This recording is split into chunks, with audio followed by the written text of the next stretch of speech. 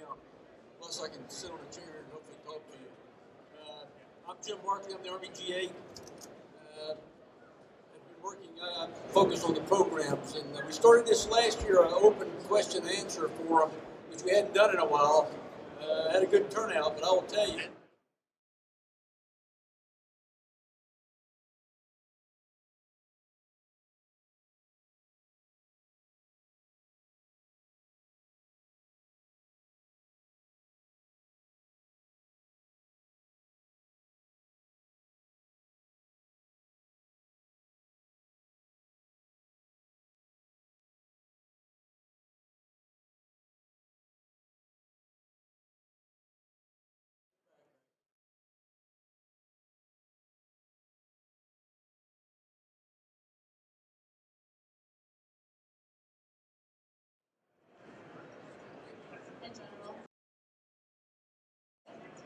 I wonder if you could describe to me what you would be able to do or carry out should a commission occur. Maybe it happens for a year, maybe it goes on for 2. What you would be able to do if you were forced to pause the structure initiative? Well, if we're forced to pause, we won't be able to carry anything out. I mean, I think if you've heard our secretary and our chief in their testimony, they've told you that roughly about $1.2 billion a year that it will cost us if we delay and push this. Will we move out on some aspects of it? Sure, there's some things we can do inside the AC part, but any delay will cause us challenges on the timeline. And I'll also tell you that we, as an Army, both the Secretary of the Army, the Chief of Staff of the Army, and the Secretary of Defense have all stated that we do not need a commission. I think they've been very clear in all their testimony. The different groups that have done the analytical work on this, from Army to CAPE to DOD to RAN. I mean, we've got a lot of analytics that have gone in behind this. So we think that probably the commission will, first of all, it'd be costly. And those are precious dollars we have. And anytime we waste those dollars to do something, we know we probably got better than the 90% solution we were going. I think we just need to get it developed. Well, I mean, from the AC side, I think Mike Bundy said there's some of those things we're already starting now. I mean, we've got some of our KW pilots on the AC side that are already going through transitions down at Fort Rucker. There's a W5 out of the 101st talking to Jim McComble today. He's in his first W5 just promoted. He's going down KW guy going through the Apache transition. So, I mean, some of the internal, the training as we're moving forward, we'll have to do. I think Mike is doing a hard look at between him and the AV guys up in the G3 shop of the Army, looking at just how much on the training side and aircraft movement side if we, by chance, do get a commission. But again, our bottom line is we don't need a commission.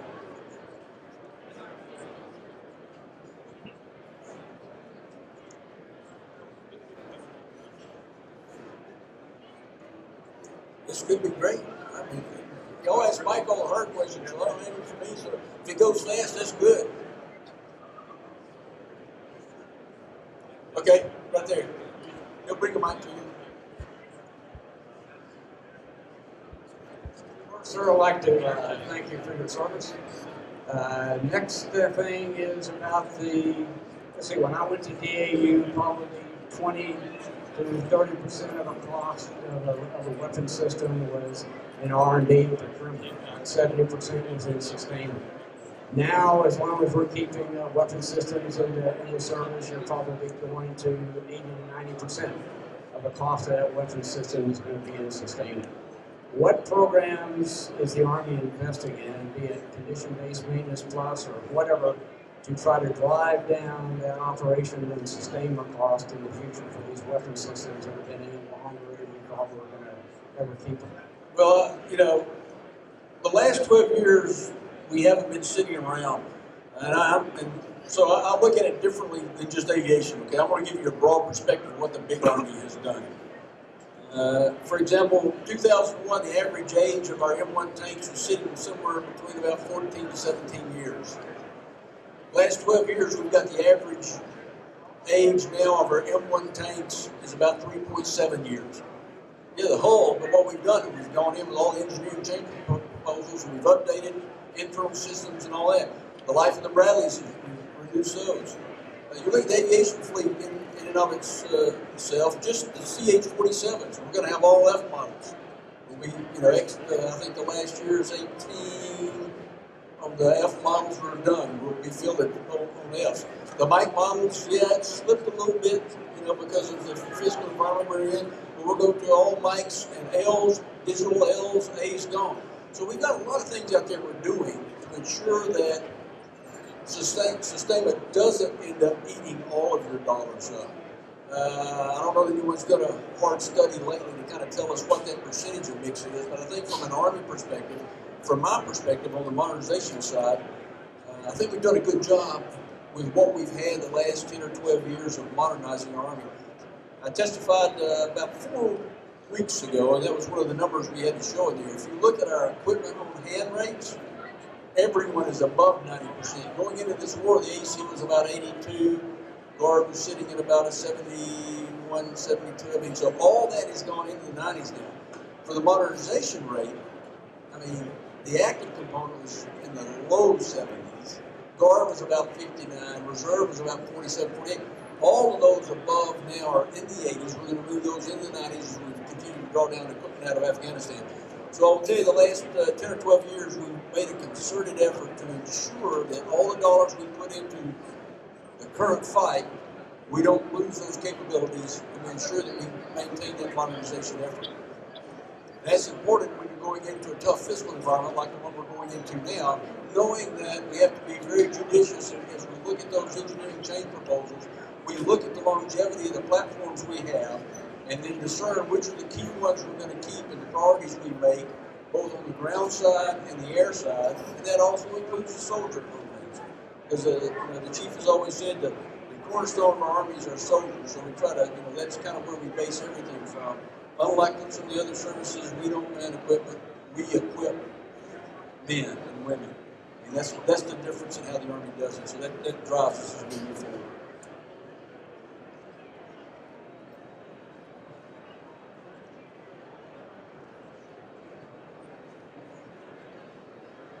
At least you're asking. See, I have several other guys sitting here on the second row that I was expecting them to poke everybody, but they haven't been poking at me yet today. Right, John? I mean, you're going to come at me in a minute. I'm looking for a status update on a couple of programs. The first is ITEP. I know that DAV review has slipped a few times, so I'm wondering what the plan is, when a decision might be made on how you'll proceed with ITEP, whether you decide to choose both teams involved in terms of further development, or if you decide to down select to one team. And then the other is Black Hawk L module digital cockpit. Has there been a decision made on who will be making that cockpit, and has there been an award? And on the ITEP engine, I think you've heard everyone testify in testimony. We've done it here at this. We did it at AUSA. The importance of the ITEP engine and what it means to the Army.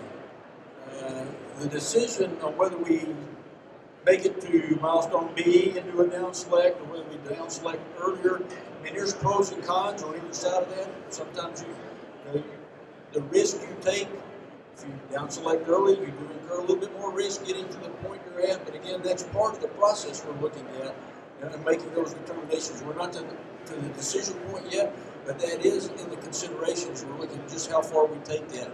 And part of that, I have to be honest, is based on the physical environment, the dollars we have, and then the importance of what that new system, the new engine brings to the Army. I think you heard Ms. Shue talk about that today in her comments about the importance. If you look at the 25% specific fuel consumption rates savings, you also look about the 35% sustainment improvement rates. I mean, those are all important aspects of where we think we need to be in the future.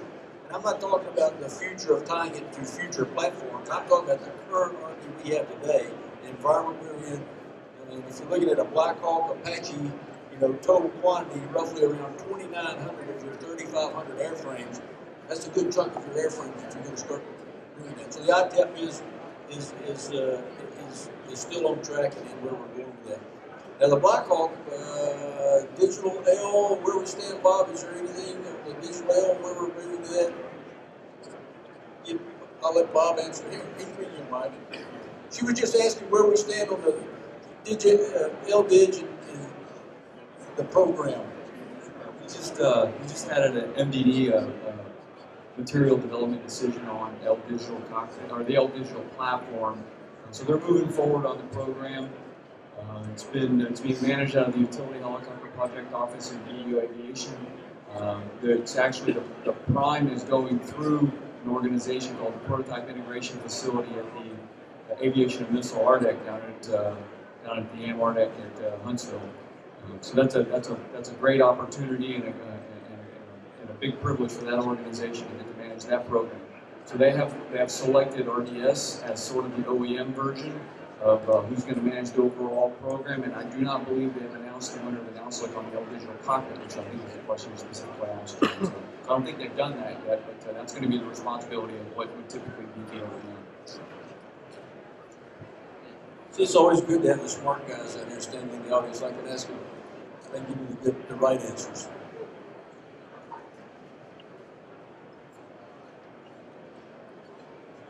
Right here in the corner, front. This is a little hotbed of questions right here. Sir, one of the ways to bring down the cost of the programs is to get more quantities, buy more. And so to do that, you can sell internationally. The difficulty is that when the countries are then spending all their money over here, the people there are going, where is our content? So can you talk about any efforts you've got specifically to ensure that there is foreign content in some of these programs to make it more palatable internationally? Well, we are no different than our allies around the world or our coalition partners when it comes to the economic, fiscal environment that we're living in. If you look at what the Brits are doing downsizing, you look at what the Aussies are doing, rescoping and downsizing. So we're all kind of faced with challenges when it comes to that.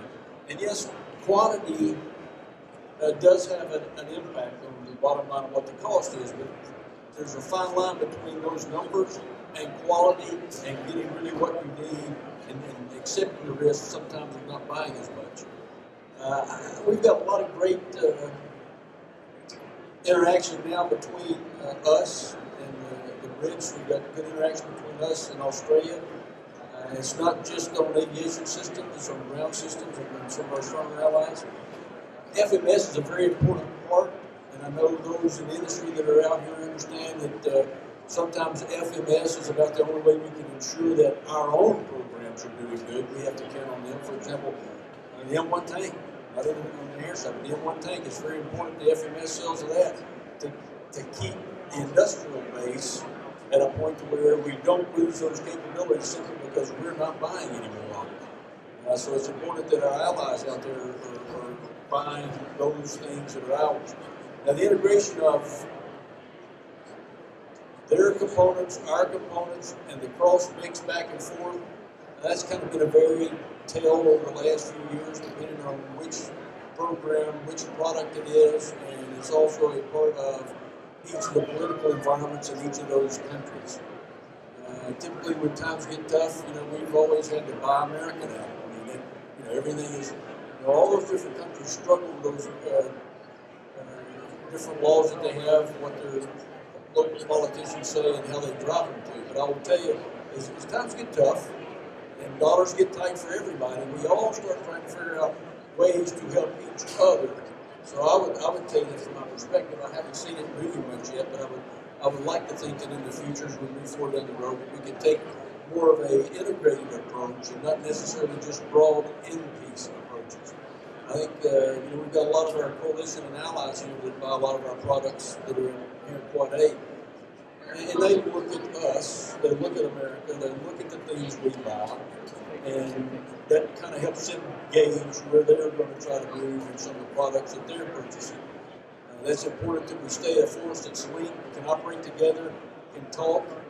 It doesn't mean it has to be the same radio, it doesn't mean it has to have the same helicopter, but it's at least compatible enough to where we can interact and do the mission when we're asked to do a joint coalition mission. So from that perspective, I think there's some work to do there.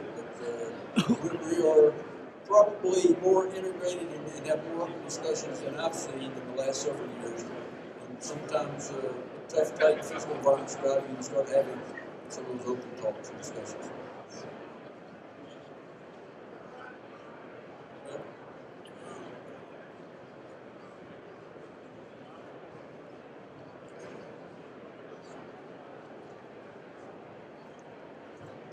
General, hi, Brendan McGarry with military.com. Had a couple of sequestration questions for you. One, how concerned are you that the reductions, particularly in 16 going out, will force a delay, if not an outright cancellation of some of the next-gen programs, JMR?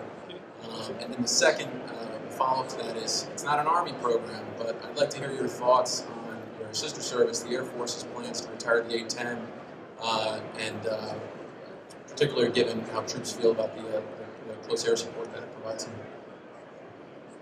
Okay, on sequestration, when you look at joint multi-role, I think you heard Mike Lundy talk about the fact of where we're sitting with our airframes.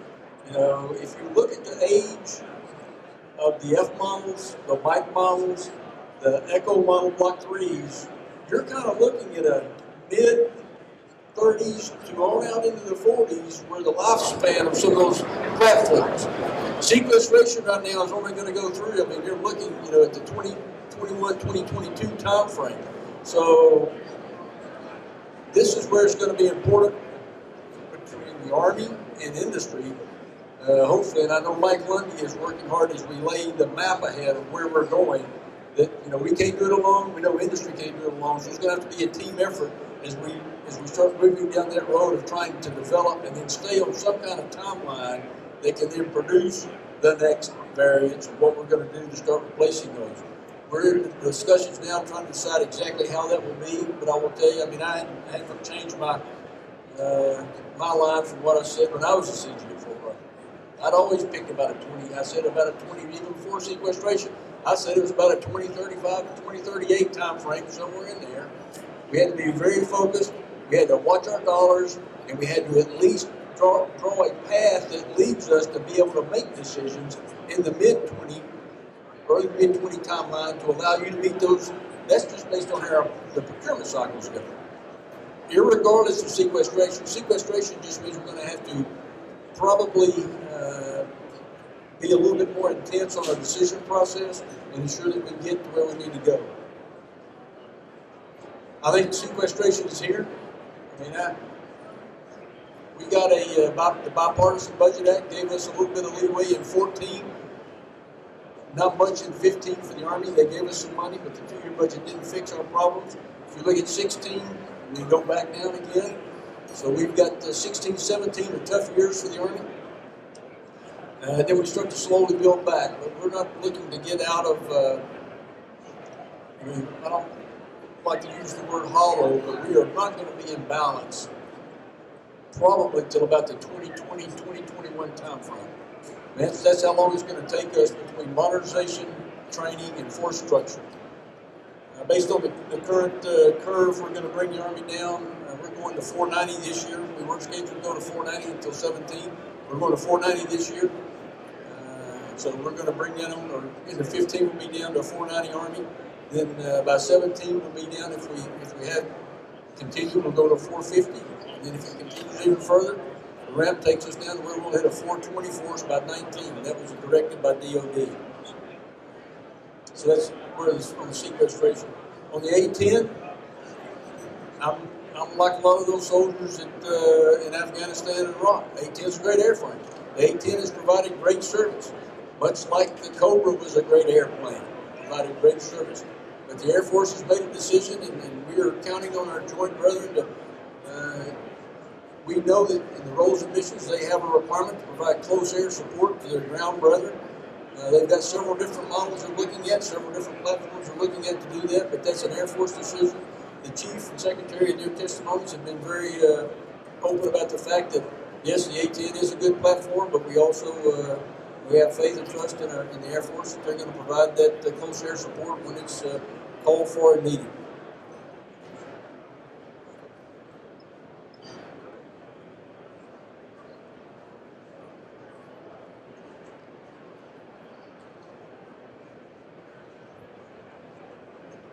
wondering if you could tell me why the Army decided not to compete for a new trainer like the Navy is doing. What's the reasoning behind that? Well, there were several different reasons. We knew we had to replace the 67. We had an aging fleet. We had a large looming bill out there. They were looking at how to get after doing that.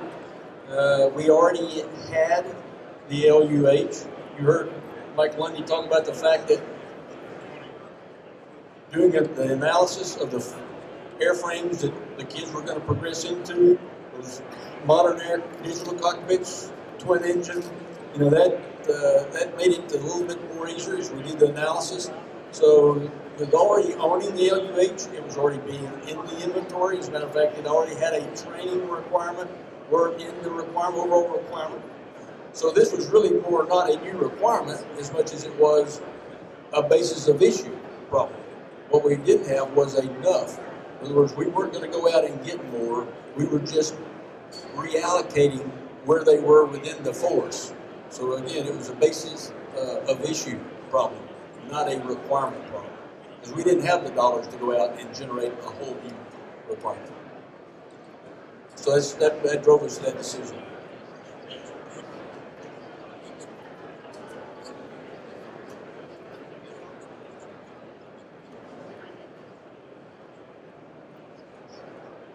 Here, I thought everybody started asking more about ARI. Those are just platforms. Okay, so I knew I'd get one. I had to get one because I got my ARI experts here so I can ask them to answer the question. So I've heard the statistic that the Army is taking a 23% cut in the airframes that they're taking out, the active component. And I'm wondering, are you factoring in TH-67? And I wonder if that's fair to factor in the TH-67 as part of that cut, if that is the Sure case. it is. It's an airframe. Because We're investing in it because I got to pay the bills. Whether it's a 67, an Alpha Charlie 58, a Cabo Warrior, an Apache Echo model, or an Apache Delta, I got a program to pay for all of those. So we have to. Those are costs, total rolled-up costs, total number of airframes. I mean, an airplane is an airplane. Just depends on what mission set it does. That just happens to be a training airframe. So we're going to do away with several of those. But again, if you look at that, there are only, of the 800 and something, what's the total? 798, of the TH-67, it was only, 182? Okay, so let's short math, that's roughly still 690 of the other type airplanes. You do the math there, what? No, that's total, all combos. Active, guard, and reserve, that's all total.